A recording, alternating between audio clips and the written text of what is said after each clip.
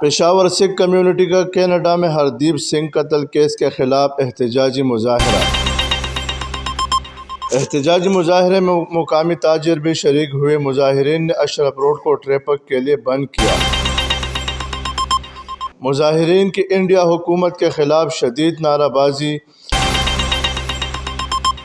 مودی حکومت نے ہردیپ سنگھ کا قتل کیا۔ مظاہرین ہردیپ سنگھ قتل کیس کے واقعہ کو بین الاقوامی سطح پر اٹھایا جائے۔ انڈیا اپنی مذموم عزائم سے باز آ جائے۔ واقعہ میں ملوث افراد کو پوری دنیا کے سامنے بے نقاب کیا جائے۔ کیمرہ ٹیم کے ساتھ خلیل خان، پیام خیبر، پشاور۔